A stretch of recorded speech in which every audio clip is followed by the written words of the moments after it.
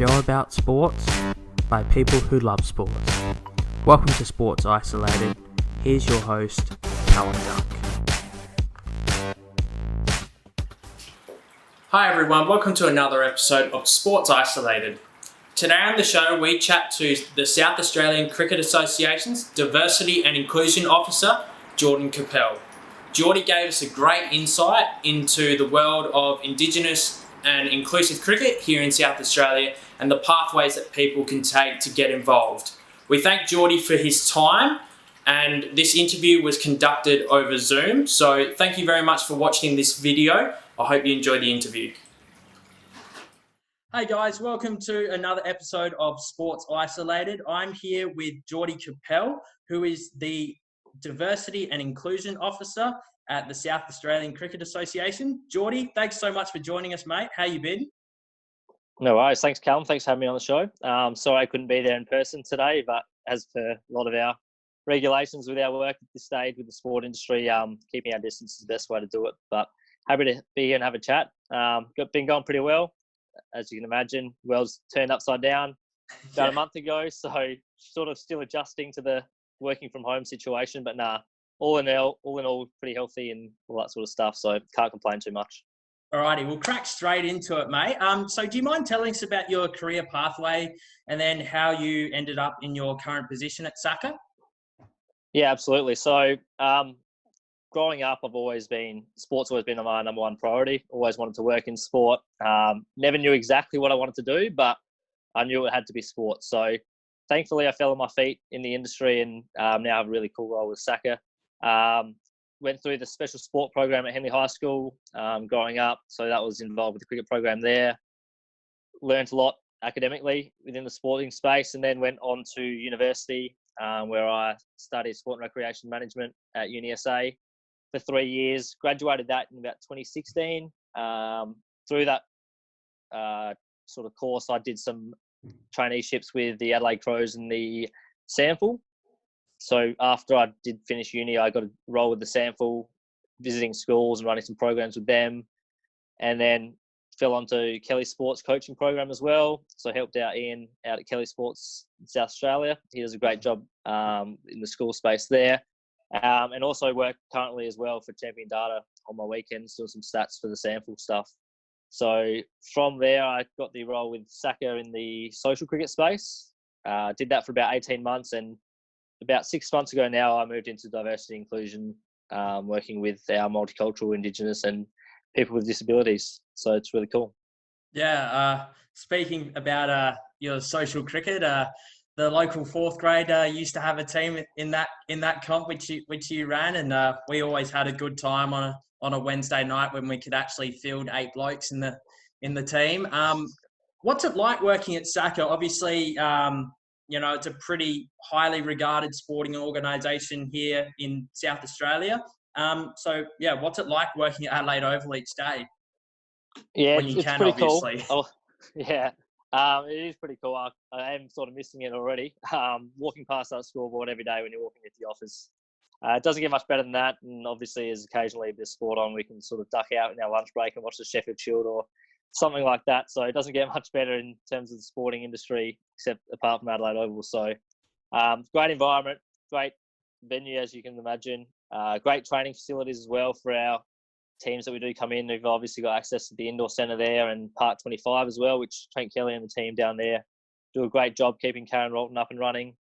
A great management team behind us as well. So can't complain. It's a great place to work. And yeah, if you get the opportunity to do some volunteer work, any of our listeners out there, definitely put your hand up, because it's a great place to gain some experience. Yeah, I can definitely speak to that myself. Obviously been a casual cricket officer for 2 years, running the Milo/Woolworths cricket programs in schools, and then obviously did a placement at SACA in the high performance department with the under 19 national championships back in 2018. So, Jordy, do you mind telling us about your current role that you're doing at SACA, and I suppose what that involves? Yeah, absolutely. So in the diversity and inclusion space within SACA, we sort of focus among 3 key areas. So we have indigenous cricket, we have multicultural cricket, and we have cricket for people with disabilities. So from those sort of categories, we work all the way from grassroots level. So the early learning program, as you mentioned, Cricket Blast, or Into Cricket as it used to be known, running programs for kids from 5 to 12. And then from there, we have some school-based programs. And ideally, we want to transition these players, cricketers, into state programs and even mainstream cricket clubs for those that are capable. So that's the key areas. Within the Indigenous space, we have quite a few programs that run. So obviously, the prize part of our Indigenous cricket is our state team, which we take away to Alice Springs every year. So we have a men and women's team that travel to Alice Springs. This year, we travelled late January for about 10 days and competed in the national championships against the other states, which is a great experience for all. And obviously, the highest level they can go to before they hit the Redbacks. So ideally, we want them pushing them towards the Redbacks team, but for those that aren't quite at that level yet, it's definitely a great pathway for them. We also have the State Cricket Carnival in the Aboriginal space, where this year we had 8 community teams coming down from all over the state to represent their mobs. We hosted that one at Pulteney, and that ran in March, just before we went into lockdown, so we were lucky to squeeze that one in. Yeah. And then we had the Aboriginal School Cup, which was due to come up last week, which unfortunately we had to cancel due to the current circumstances. But the Aboriginal School Cup, this year we had 28 schools involved, with kids from ages reception to year 7, really. And it was an optional sort of program for those schools to undertake, and it was a free program for the kids. With that, they got free cricket bats and caps and their own little Indigenous shirts as well. Unfortunately, we couldn't have the sort of gala day to bring all the schools together, but that's certainly something to look forward to next year. And also we have our reconciliation round within the Indigenous space, which is pushed out amongst all mainstream cricket clubs, from Premier Cricket clubs all the way through to community cricket clubs. This year we had over 30 games adopt the reconciliation round, which included a barefoot circle, which was a great experience for many of the participants involved. We had some really positive feedback, and the club got some stump stickers and some SACA Indigenous caps as well. And also we worked alongside the Strikers team to form a Strikers Indigenous round, which took place against Perth Scorchers at Adelaide Oval this year.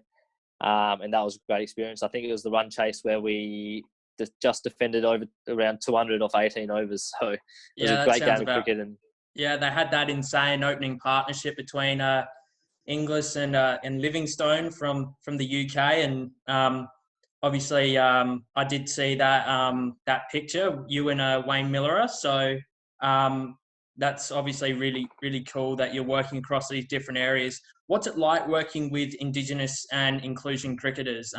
Personally, from my own experience, I was involved with the cricket side that had intellectual disabilities back in 2018. Yep. So I sort of know what to expect from those guys, but I suppose you working behind the scenes, what's it like working with those blokes?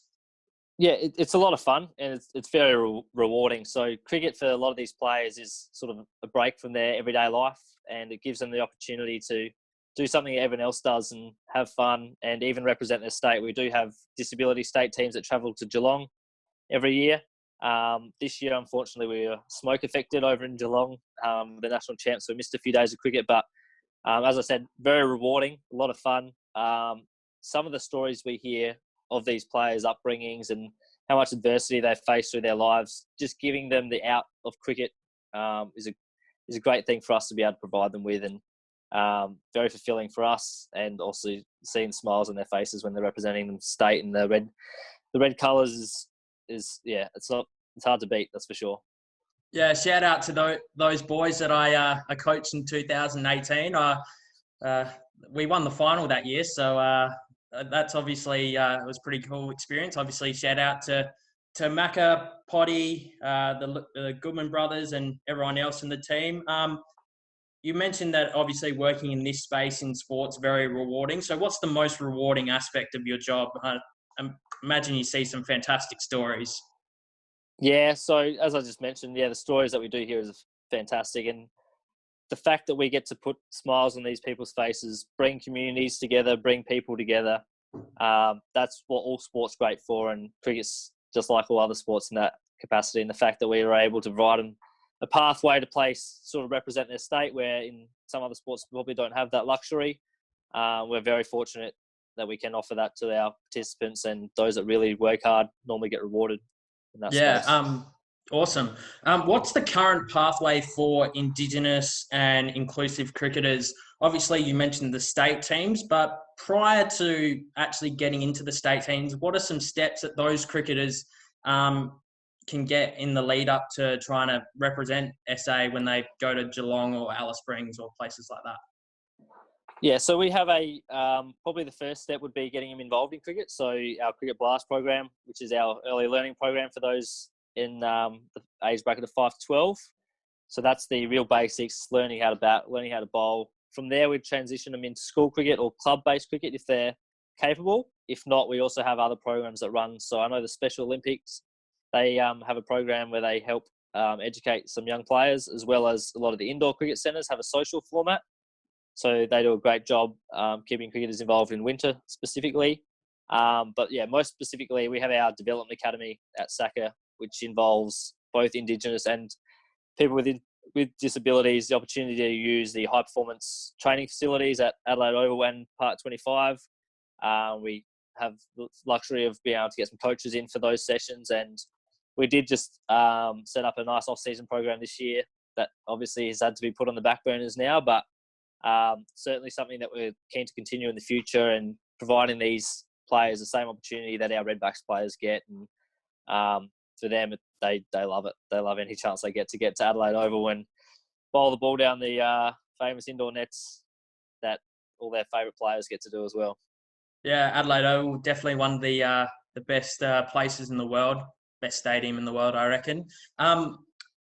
Talking about, I suppose, the serious issue in society at the moment, obviously COVID-19 has affected a lot of sporting organisations. It's affected a lot of AFL clubs recently. How is COVID-19 affecting SACA as an organisation?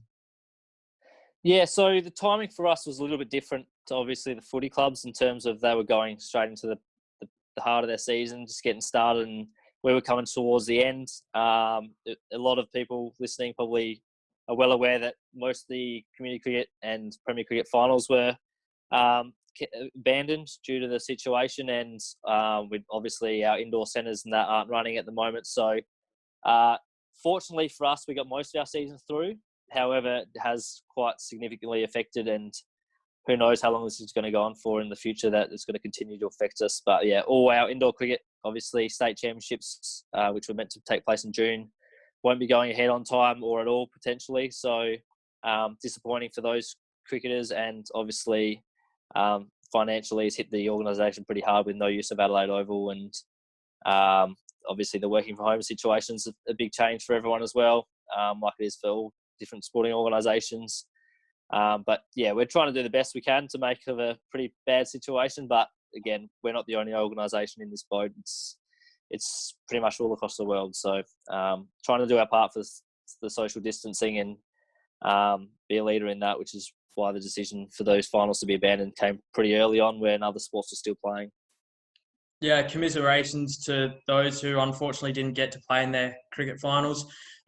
Unfortunate for my Pulteney Old Scholars Cricket Club, LO2s, who finished second, then obviously couldn't have a crack at a flag, which they were, well entitled to have a crack at, and probably could have gone all the way. Are there any new projects that you're working on while you've got this time, time off from working in the office, obviously planning towards potentially the summer of 2020/2021? Yeah, so planning is going ahead as per usual. Obviously, we're going to have to be pretty flexible with what we can and can't do when it comes around to it. But at this stage, we're getting our calendar set up and trying to put in our programs where we see fit at this stage. The big one at the moment is our off-season program for our Development Academy members, which is our Indigenous and Disability state teams.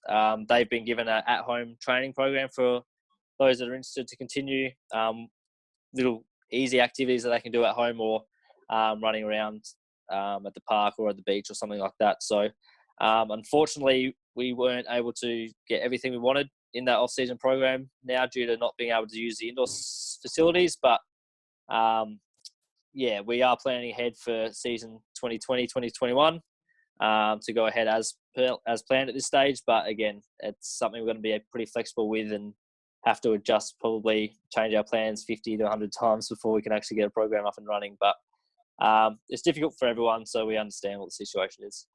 Yeah, it's obviously very, very difficult times at the moment, and hopefully the virus can clear up sooner rather than later. Hopefully we can start playing some cricket around sort of September, October this year, and the virus is well and truly gone. But who knows what's going to happen. Are there any, I suppose, goals or achievements that you're looking to work towards in the future for Indigenous and inclusive cricket? Yeah, so one of our key priorities now is that we've got these sort of early learning programs up and running, good participation numbers coming through. Our next sort of goal, particularly in the multicultural space, is to push club cricket as much as possible. We really want that transition from people playing cricket blast to go out to play club cricket.